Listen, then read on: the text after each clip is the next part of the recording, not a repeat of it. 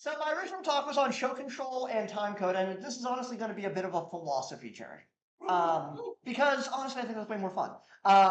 So my original talk was going to be talking about time code and what I'm calling UART, also known as RS-232, even though there's a lot of asterisks there. And in thinking through the talk, there's these protocols that we still use, almost not every show, but every major show in the world uses time code. Does anyone in the room know when time code as a concept in its form we stand started? Close. 60s. So time code as we know it has been in place since 1960. So it is older than basically everyone. It's basically older than everyone in this room. Not that much. I was trying to give the benefits back.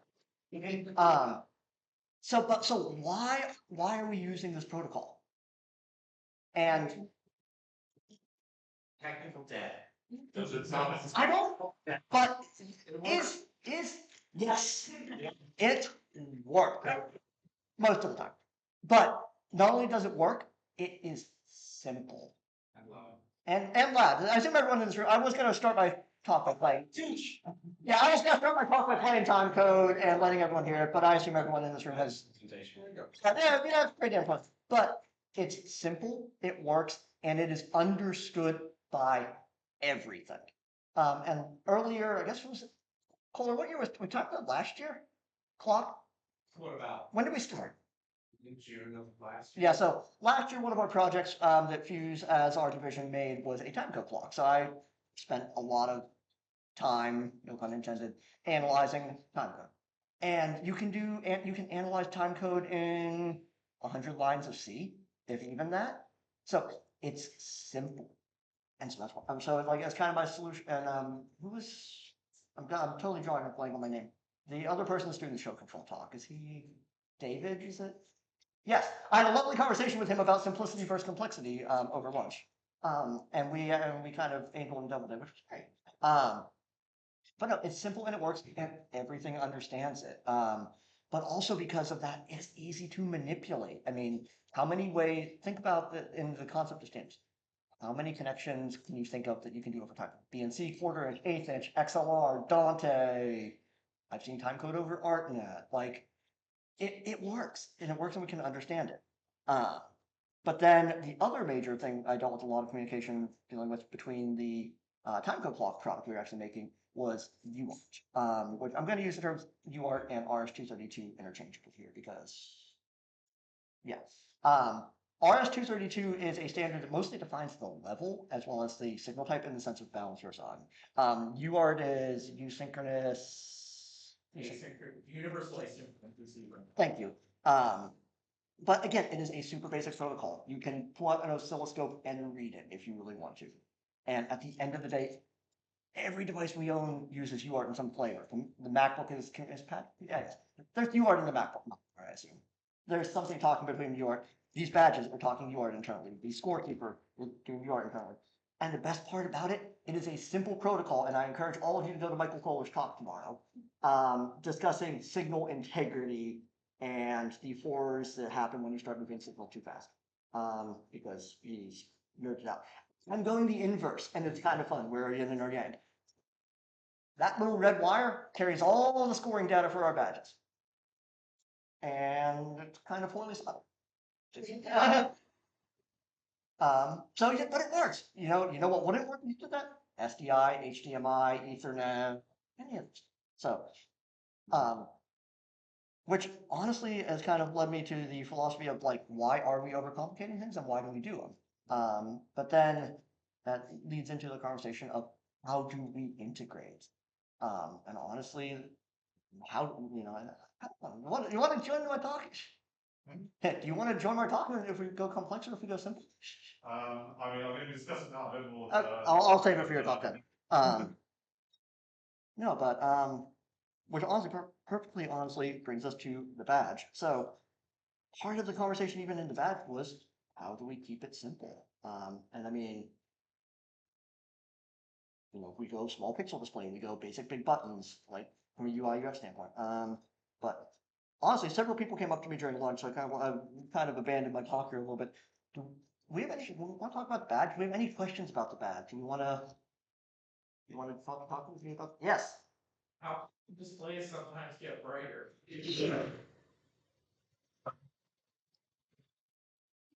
So, To test something at scale. no, well, no, and that's honestly been an interesting, no, and this has been, one of the interesting developments, and this is a real-time process, honestly. How do we test at scale, and what is scale? Because we test, we have 10 of these, Tens, well, but we have, but maybe even a dozen. we have, We only have so many, to press so many buttons at once, and it's the smallest. well, yeah, but, and Chet is pointing out to me that we have toes. I've prototypes. What? I've prototyped before I was. Well, no, but to actually to answer your question, because everyone's been asking me, turns out there was a default value that returned 64 instead of 7. So your screen brightness when they were coming out of sleep would revert to 64, which cascades into using too much power, which then locks up the processor, and then you need to find me for a firmware patch and some new batteries.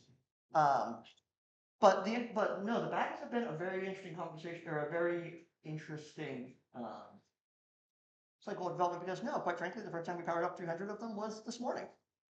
But I mean, and this is a philosophy and a thought exercise. How do you test 300 batteries in a room? Can you, or what do you look for? And honestly, like we thought we did, which is always, they're saying famously, it worked on my machine. But and this one just flashed really bright. Oh wait, this one doesn't have the updated code on it. Plug that into the. Well, no, I can't because this has the score. There is a special score keeping update on this one. And I have not hotfixed the hotfix. You're not I'm not on gold. We're on the fork. We are on the fork, and no, we are on the fork. Thank you very much. I have a question about the badge. Yes. What features you needed to have in it and which ones you wanted to? There must have been a point where you were like, we're trying to make too much of this. How did you pull it back? Honestly, both Michael Kohler and I went in a full ADD rabbit hole. Nice. Because if you all look on the back of your badge, you will see there's a thing that says DVI was. Fun fact: these badges can output DVI. What? Okay, I was thinking the question why. Why not? Because we are pixel people. Is the answer to that, quite honestly. No. No, it outputs 640 by 480 at 60, and you damn well will like it. Well, no, and honestly, it was, and Laura's not, yes. Was the bug introduced on purpose for us to just remember that this industry is based on users being the testing base for every product that gets released? Love falls in the forest. Of course there was a bug, of course the bug was introduced for the sake of the story. No, it wasn't, but but honestly, and it is the popular opinion of a good chunk of this room that I see, to beat up on software developers for, for sport, honestly, and I'm guilty of it too. Question, is it simple hard? Yeah, well, And isn't that? well, and that's honestly some of our lesson here is simple hard, but does the end justify the means? And is simple hard? Yes, simple is hard, and simple introduces weird edge cases because, dumb things like even a part of what was triggering this badge, the badge brightness, was it malforming a infrared packet out of the air. There's no checksum there. Why? Because checksums cost, checksums cost CPU cycles, checksums cost line of code, checksums take airtime. And one of our major concerns, which honestly I don't think was a concern watching how things are reacting today, one of our concerns was airtime. If each one of these badges is broadcasting for 100 milliseconds at a time, will it just get literally lost in the noise? So no, simple can be hard. And honestly, even watching through the timecode debate, I get up here and I say, oh yeah, timecode is easy, timecode works. I have troubleshooted more weird timecode issues in the past 3 months because, Reaper generates it differently than libLTC, which generates it differently than the Evertz master clock, and there's so many just edge cases, and even in our timecode clock development, what voltage, does anyone know what voltage timecode wants to be at? Peak to peak. Exactly. Timecode peak to peak can be anywhere between, depending on what type of audio format you're talking about, it can be anywhere between 0.3 to 2.7 volts. And from an embedded electronics point of view, or you got a embedded electronics point of view, dealing with that range is hard because you're doing rise and fall detection. And is your rise detecting half a volt? Is it detecting 2 volts? Or is your code detecting that? Because not only are you doing that at a hardware level, people are doing that in a software level. So I mean, like, no, simple is hard sometimes because simple allows a lot of room for error, unfortunately. But in a perfect world, simple is great. So I mean, that's also a good thought. But back to your question about the feature creep. Honestly, it was total feature creep, and it was total. I would just dare him to add a feature text one day and then like. Well, but it was also an interesting. I mean, professionally, Michael Fuller and I troll each other for sport. That's how that is. I mean, those of you that know me on various public forums, like, we egg each other on, and then we try to challenge each other. But like, one of the last things that got added, and a couple of these people, I kind of see a couple around. One of the last things we added was the battery monitor, and because Michael pointed out to me, oh yeah, we forgot about that. We forgot about that. And I'm like, great, I'll add it. He's like, oh, don't worry about it. I'm like, oh, it's already done. Because that was, literally 4 lines of code. Read ADC if ADC greater than or less than whatever toggle LED. But then on the flip side of that, some of the charms got broken because we said, oh, it would be neat if this charms could scroll in the middle instead of at the end. And I think that might have broken the charm core for certain reasons. Like, so it's amazing when you're keeping it simple what things break and what things actually work magic. But the DVI thing was actually, honestly, the DVI thing was a fun rabbit hole of Google because initially, and I told the story at the Badge Hack yesterday, but I will tell it again for those of you not in attendance. One of the big main jokes with any embedded electronic device is, can it play the video game Doom? Used to be fun. What? Used to be fun, now it's Doom. It's easy. It's totally play Pong. For instance. They can't play Crisis. Yes. Yes. Oh God. Don't tempt me to do that. But can it play Doom? So with a quick Google search, it could play Doom if we used every pin on it to drive the output. But then that led us to a rabbit hole of, well, instead of using every pin, we can only use 8 pins and get DVI. Let's make output DVI. Like, The previous instance of this that you guys gave out, I think was the LDI maybe? yes. The speaker worked and it made it cool sound. There's a speaker on this, right? No, it's an inductor. That- It looks very similar to the other speaker. No, okay. However, there is a add-on. Now. There is an add-on with a speaker and a buzzer. How much do we have to pay for that? It counts on the hell they made the members do There's no soldering required. Yeah, there's some sort of button. Oh. Oh. Yeah, can I unplug? I'm afraid I'm gonna eat it on this cable. It's just power. No, can I unplug? Just. Okay. It's just, okay. No, that's why I was afraid I was gonna trip over things. Understood, there you go, I think that's better. I'm sorry. But no, and quite honestly, the part of the badge development, and we talked about this yesterday in the badge jam. I wish. I really. Is there a line? 67. Okay, now we're back. Now we're back to the mood.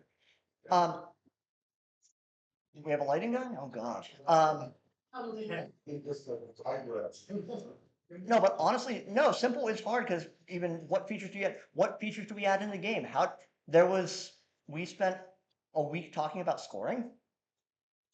And we had this big grand plan of basically could you max out the score? And if you maxed out the score, did you get a trophy? If we're like, nah, someone's gonna figure that out and that's gonna be too easy. Let's randomize it. Okay, well, what is random?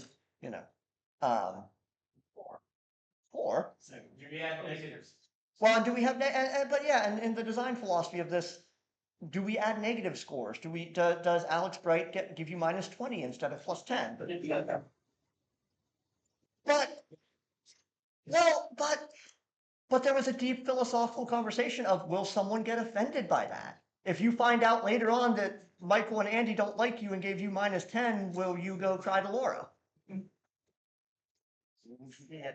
Good question. So, I mean, it might be different from the development of this bad because you were trolling each other.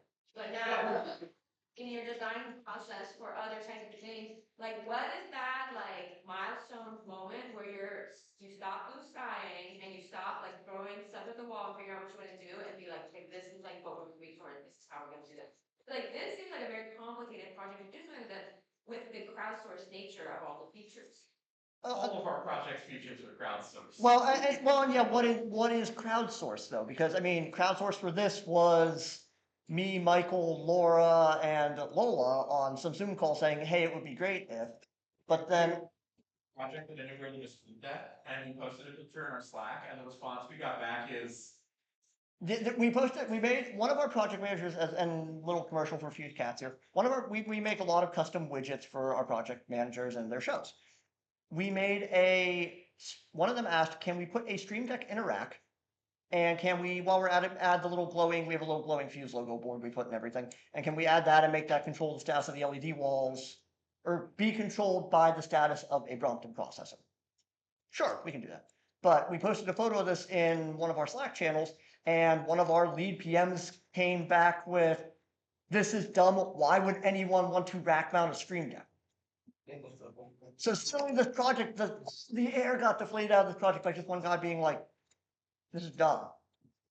And this became a pull quote that we got yelled at for putting on it, but like, but we did make a sticker that said, we did make a sticker with the full quote, and a photo again, but, to be fair, I mean, exactly. Tell me this. Tell me this. Well, but- They made a product. they also did it. Yeah, they also made, They sell the product. they make a product for this now, I got a product, but our product with the fancy glowy board was $250 of materials. How much was it? No. Well, and that is the other interesting conversation in all of the stuff that we are doing in this is, what is our time? And I mean, I think that's a conversation that everyone in this room needs to be cognizant of is, how many hours did we put into this, but also how many hours do we put into this by choice? Because, yeah, you can, and I think everyone in this room has been guilty of a passion project at least once of, okay, yeah, I'm only billing for 2 days, but I spent 3 days leading up to that also doing it. So it's, what is it worth? And I mean, was I up at 1 AM writing the script to automatically flash you so I could walk around updating firmware today? Yeah, I was. Did I need to do that? I don't know. So, but it's fun. About 2 dozen of these by hand before getting those assembled. Well, and how many of those boards how many of the Genlock did you assemble? 30. Yeah, like, so it turns into a bit of a conversation about passion and about care. And I mean, and we are all at this conference because we are passionate Pixel people. So I guess we're in a good company. That's great delivery. Passionate Pixel people. Worse than that. Going back to time code analysis. Yes. Too. It sounds a little bit like you're maybe glorifying analog signals over. And so my follow-up question to that is, well, my understanding is that we make things complicated and not simple because of distance, right? Like analog signals degrade over distance and cables get really big and fiber is small and light and carries a lot of data.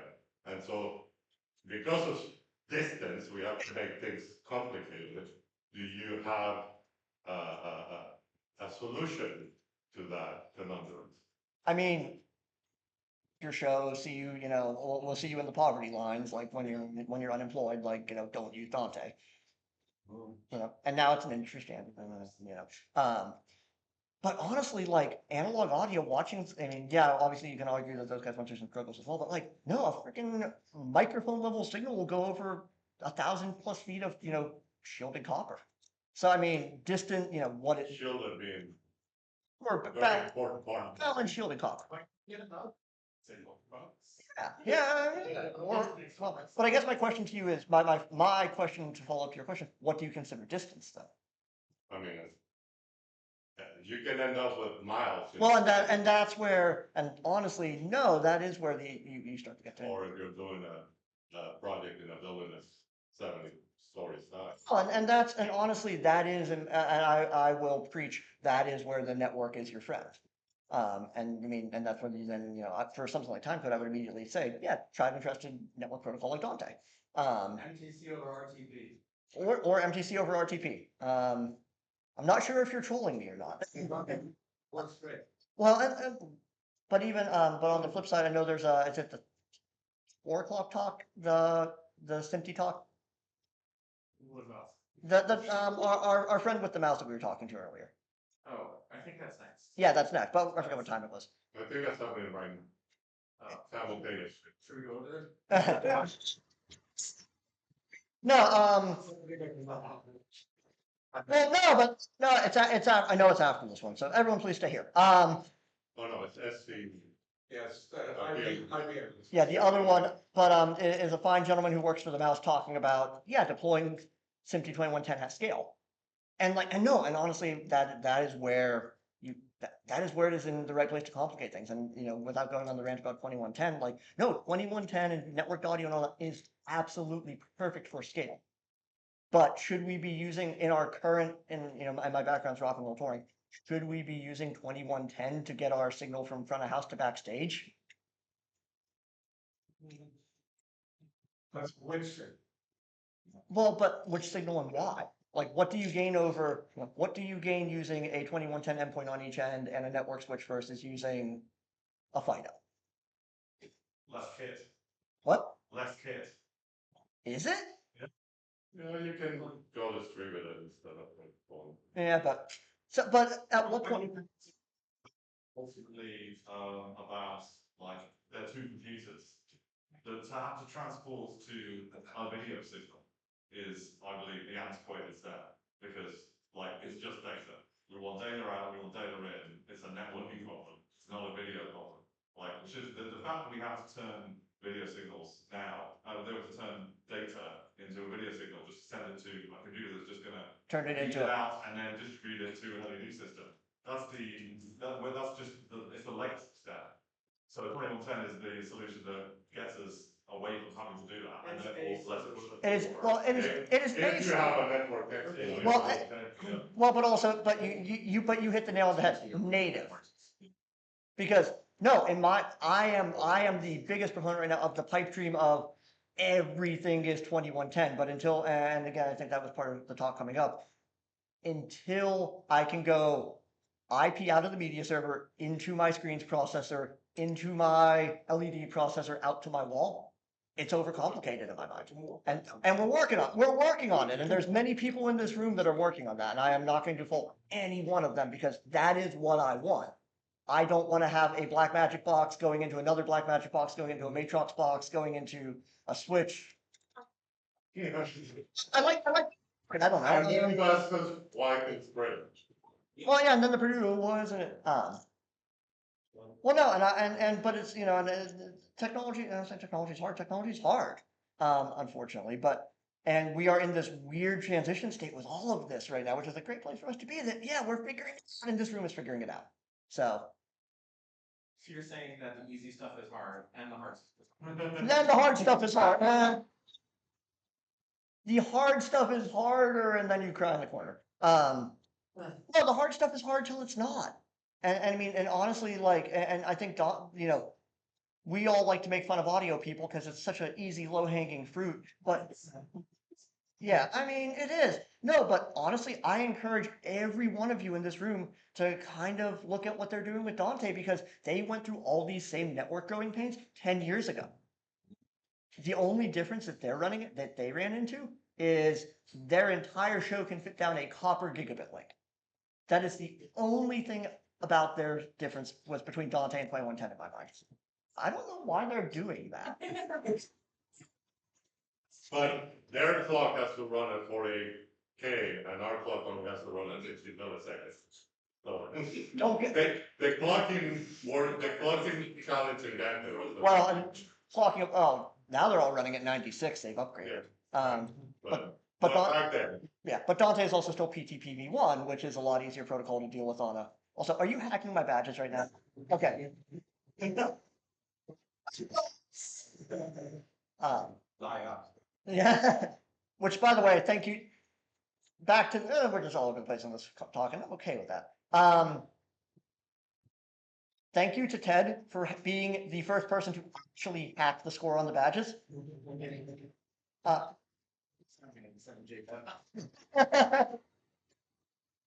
You've just been really social. Yeah. so, and doubly thank you for owning up to it. It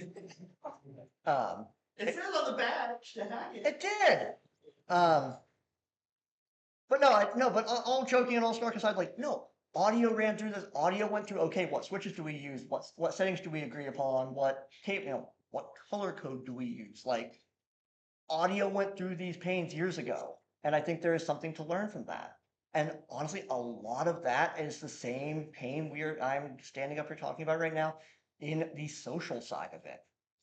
Oh, Dante sucks, we'll see you in the unemployment line, or, oh, are you really sure you trust your entire show to $100 Netgear switch, or like, it's a lot of the growing social pains. And as the older group aged out, the newer group's like, no, we've been using Dante since we grew up, it works. Like, why are we questioning this?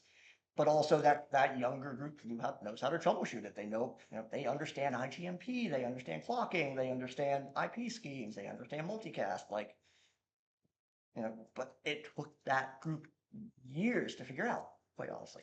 Are you afraid on your own team or the people that you bring on from the younger generation, like to lose that institutional background knowledge of like why systems work the way they work? Like, is it too far away from analog signal, or do you see that as a challenge?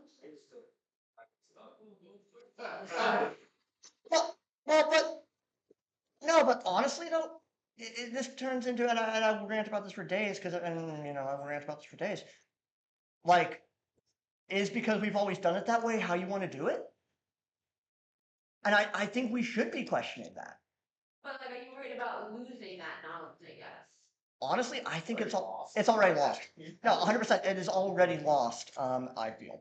And even, and I was about to say I'm one of the younger people in this room, but I honestly don't know if that's true anymore. God, no, but honestly, like, I know, and there's a group of you that are gonna groan as I say this. I had to explain what a humbucker was a couple weeks ago to someone. And that magically solved a problem, but that magically solved a Genlock problem. Yeah, but it was a younger tech that was like, what's this thing that's been in my workbox the entire time? Like, that solves your Genlock problems. Oh, yeah, exactly. But like, no, so honestly, I do think a lot of that institutional. And even there's a ton of institutional knowledge lost at this point, but is that a bad thing? I don't know. I mean, I had to explain DVI Sparkle to someone a couple weeks ago too. Like, Finding people to terminate BNC cables is becoming a problem. it is. And come to Michael's talk tomorrow about terminating BNC cables. It's like the It is. Free range artisanal PNC cables. But it is, we've always done it that way, really how we move forward. Yeah. Thank you. No, and honestly, again, that's why I think we're here. But so I kind of encourage everyone to kind of figure it out, not to figure it out on their own, but no, to question why we're doing this, or how we're doing this. And I mean, both at a very high level system design standpoint, but even at a low level functionality of code and like, why are we using a screens processor in the middle? Why are we using redundant lines to the wall? What do we gain running a backup line to the wall? What do we gain doing a second audio network? What do we gain with a red and a blue 2110 network? What do we gain with 2110? But Getting back to the subject of sensing. yes. One of the advantages to like an older analog, very analog signal like that, or others similar to it, is security concerns. It's difficult to hack SIM-key at a large event. You No. can do it, Well, Sometimes but a straight. the guy running the tracks decides to send his own SMPTE down the SMPTE line. Well, And puts two SMPTEs yes. down the SMPTE. Well, we can And actually then sell your that. server continues serving. yes, I the do. shit, so it I'm concerned happens more all about the time. the actor taking over the Super Bowl. Well, and honestly, and honestly, like, there is some, and I think, and this is a talk honestly, it's a talk I've been afraid to give. And it's a talk I would love to give, and I guess I'm giving it right now. Our industry is atrocious with security. Because we've for years have been on closed, isolated networks.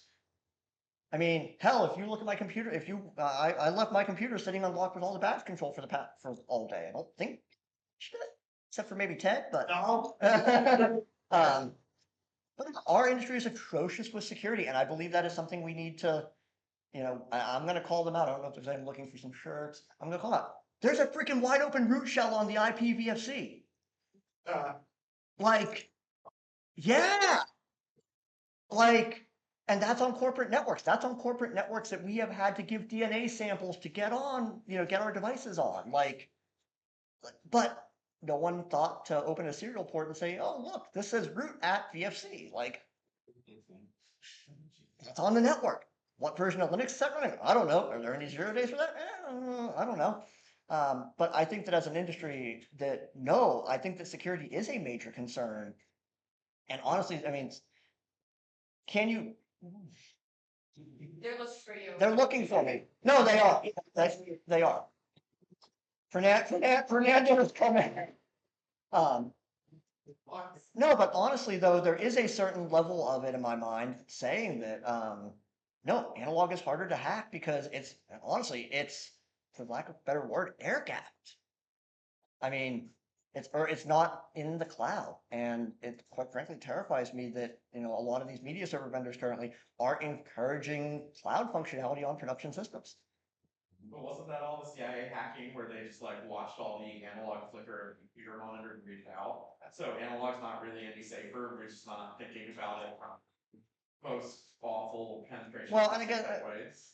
Well, but the, Fiber and bend it and then read the. Yeah, file there from was there. the whole room in the AT&T windowless building where they just kind of prismed the fiber and, oh, here's all the information, and that was. well, but and honestly though, it comes into how valuable is our information, and the reoccurring nightmare I had when I was still doing screens more actively was what happens when Anonymous decides to try to hack our D3s at whatever important live event and put up, throw what, Picture of just result. pick your George Costanza. I mean, but what happens when, well, porn, hate symbols, pick your, any of those, what happens when our screens get hacked? Like, that is something that we all kind of go, oh yeah, that would suck, right? But it's something we need to be talking about, I feel. It's also imagine. And you guys aren't ready for zero trust though. No, we're not. No, we're nowhere near ready for zero trust, but that's part of this. No, and honestly, it is inevitable, and I'm quite frankly shocked. Yeah. That I know, I guess it was 2 years or 3 years ago now, there was a bounty on the Sphere at DEF CON. And on the Sphere. There, like, yeah, there was a bounty on the Sphere for whoever could get an image on the Sphere. Yeah, that's how they often do it too. So,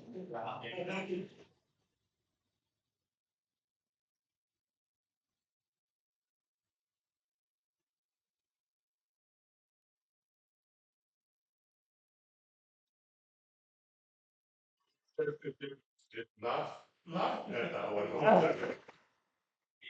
they have security, like, obviously, like, when you get into the social thing, like, putting a bounty on something at a hacker conference is like, yeah, that's really scary stuff, like.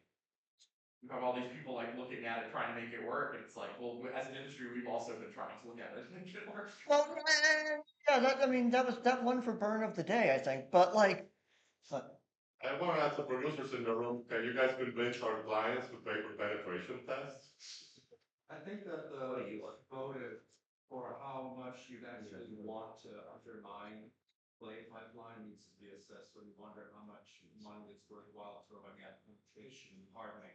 Because you can get money out of a lot of things that people compromise with network security shortfalls, but you can get basically nothing except for bragging rights out of undermining the display pipeline of multiple shows. So that's the most important thing.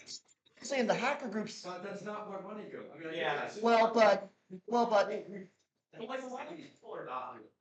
No, But some. well, but think, Profile bragging rights, Well- hacker campaign that you witnessed. Well, I mean, Stuxnet. That wasn't the. That was. No, but my point being is, how many people in this room have done some flavor of political offense?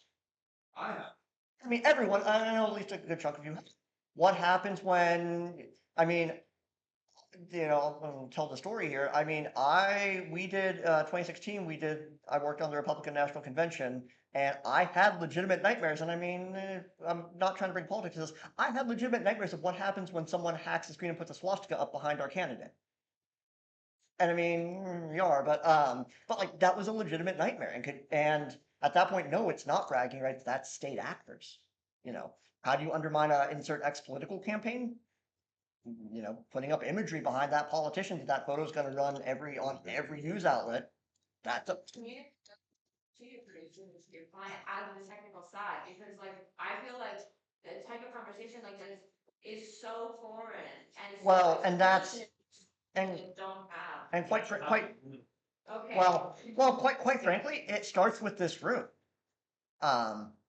Quite frankly, it starts with this room because I think that casually talking to some of my technical friends in this room, no, this is a fear we've all had, but short of it happening, and to say, well, I think it's inevitably going to happen, but do we want to be proactive or reactive to it? Is that something we do want to think about? Like, how, even in the dumb, oh yeah, how to log into a D3, D3, like. Because the answer to that, asking the producers about it, is they're gonna say, okay, so what do you do with it? Yeah, and But what, it costs We're gonna money. be like, what?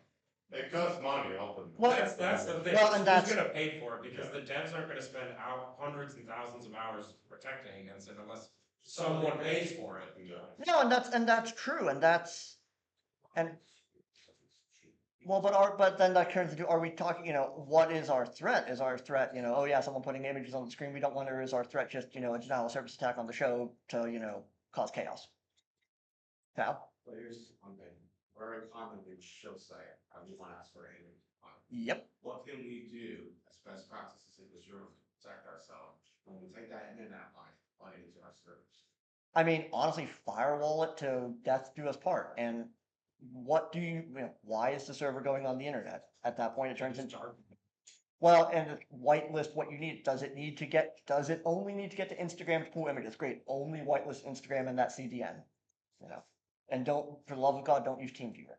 So speaking of things, often in the permanent installation work that I'm doing, I'm asking the system integrator to please not use their default username and password for every TeamViewer in the instance they install, and for every show control computer they put in, like, it's always the same username and password. I can go to hundreds of sites that have been done by the same system integrator, and I can just log in to their system because I know their username and password. And they are going through tremendous amount of turnover, so there's hundreds of people are in the world who are not working for that redundant same I mean- username and password.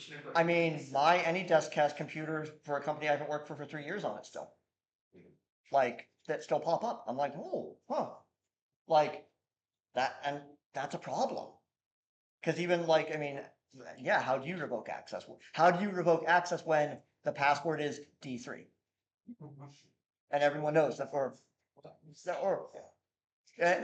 well, and even and I know I started off my talk by saying dunking on software developers is super easy, but quite honestly, the fact that when Disguise changed the password screen, Hydrogen still worked. What? Still does password. It's the best password. It's the first password. So does password. It's Fair. but the fact that they added that,